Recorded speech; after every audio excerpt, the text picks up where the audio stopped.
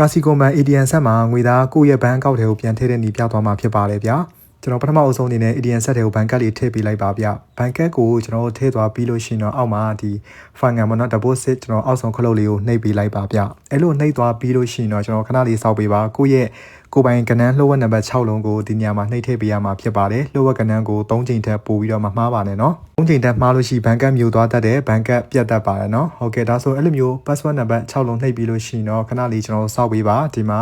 ကျွန်တော်အင်္ဂလိပ်စာပြောင်းဖို့အတွက်ပေါ်လာမယ်ကျွန်တော်ဒီဘက်တောင်းအင်္ဂလိပ်စာလေးနှိပ်လိုက်ပါဒါဆိုတော့အင်္ဂလိပ်စာဖြစ်သွားပြီကိုယ့်ရဲ့ဘဏ်အကောင့်တွေပဲထည့်မယ်ဆိုရင်တော့အပေါ်ဆုံးခလုတ်ပဲနှိပ်ပါ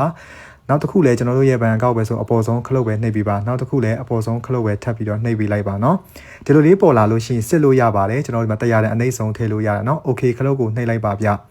အဲ့ဒါပြီးလို့ရှိရင်တော့ကျွန်တော်ကိုယ့်ရဲ့ဘဏ်အကောင့်နာမည်ပေါ်လာပါပြီဒီမှာဘဏ်ပုံးလည်းပွေလာပြီးဆိုရင်တော့ကိုထည့်မဲ့ငွေသားကိုဘဏ်ပုံးထဲကိုစီစီလေးပဲထည့်ပြီးလိုက်ပါနော်ကျွန်တော်တို့အခုလိုမျိုးငွေသားထည့်ပြီးလို့ရှိရင်တော့ခဏလေးစောက်ပေးပါဘဏ်ကနေပြီးတော့ပတ်စံကိုသူအရွက်ရည်ရည်နေတာဖြစ်တယ်ပေါ့နော်စစ်ဆေးနေတာဖြစ်ပါတယ်ခင်ဗျာကျွန်တော်တို့ထည့်လိုက်တဲ့ငွေကဘယ်နဲ့ရွက်လဲဆိုတာကိုသူဒီမှာပေါ်လာပါပြီခင်ဗျကျွန်တော်စုစုပေါင်းပတ်စံ8ရွက်ပါတယ်အဲထဲမှာကျွန်တော်100တန်5ရွက်ရယ်ပြီးတော့900တန်1ရွက်ရယ်1000တန်2ရွက်ရယ်ဆိုတော့စုစုပေါင်း3000ဖြစ်ပါတယ်เนาะမှန်ပြီဆိုရင်တော့ကျွန်တော်ဒီမှာစစ်ဆေးတာမှန်ပြီဆိုရင်တော့ confirm နေရာလေးပဲကျွန်တော်နှိပ်လိုက်မယ်เนาะဒါဆိုရင်တော့ကျွန်တော်တို့တခါလဲ auto တန်းပြီးတော့သွားပါလိမ့်မယ်เนาะ okay ဒါကျွန်တော်တေချာစစ်မယ်ဒီညနှိပ်ပြီးဆိုရှင်တော့ confirm မှန်ချက်ခလုံးနှိပ်ပြီးဆိုရင်တော့ကျွန်တော်ဘဏ်အကောင့်တွေကိုပတ်စံဝင်လာပါပြီเนาะခဏလေးစောက်ပေးပါကျွန်တော် ATM ဘဏ်ကတ်ထွက်လာမယ်ပြီးလို့ရှိရင်တော့ကျွန်တော်ဆက်လက်လေးထွက်လာပါမယ်ခင်ဗျာเนาะ